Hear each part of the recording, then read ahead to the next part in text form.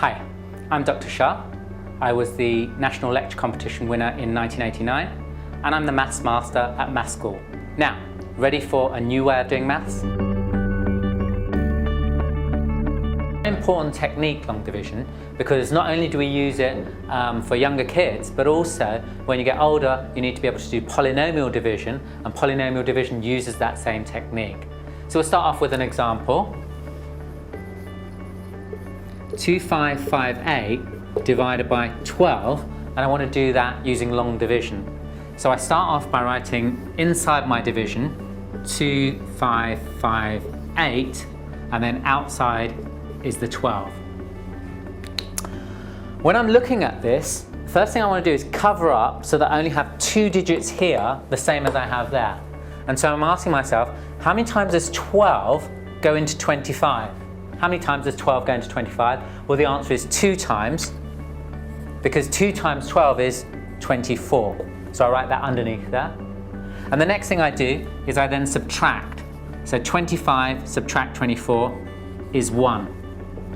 Now you see I only have 1 digit here, so I bring down the next digit to join it, so I have 2 digits here again. And I ask myself the same question. How many times does 12 go into 15? So the answer this time would be 1 time. So I write a 1 on top of there. And the reason is 1 times 12 is 12. Do the same thing, subtract it. 15 subtract 12 gives me 3. Again, I'm left with 1 digit down here. So I bring down the next digit, which is also the last digit. There are no more digits left to bring down to join that. And then I ask myself, how many times does 12 go into 38? And the answer this time is 3 times, because 3 times 12 is 36. And my final subtraction, 38 minus 36 is 2. Now there are no more numbers to bring down, so this number here is the remainder. It got left over at the end of our division. And so if somebody asks us, what is 2558 divided by 12?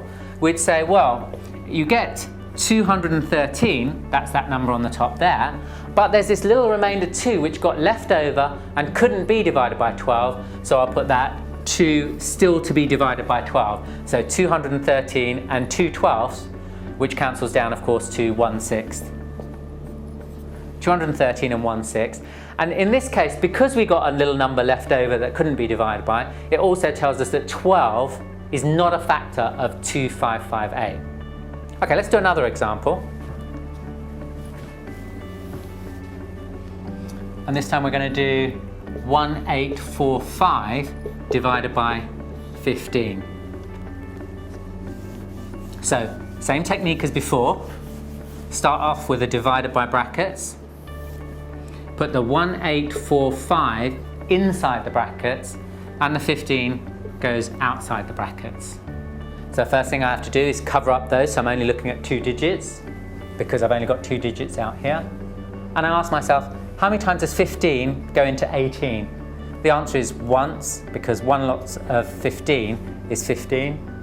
And then subtract again. 18 subtract 15 gives me 3. Again, I've got 1 digit here, so I bring down another 1 from up there to join and ask myself, how many times does 15 go into 34? And this time it will go 2 times, and 2 lots of 15 is 30. Again, do my subtracting. 34 minus 30 is 4, and bring down the last of these digits, 5. And ask myself the same question. How many times does 15 go into 45? And the answer is 3. 3 lots of 15 is 45. And so this time when I do the subtraction, there's nothing left over at all. So there is no remainder. And so when somebody asks me what is 1845 divided by 15, I can say the answer is 1, 2, 3, and there isn't any remainder to put back on top of the 15. In other words, 15 is a perfect factor of 1845.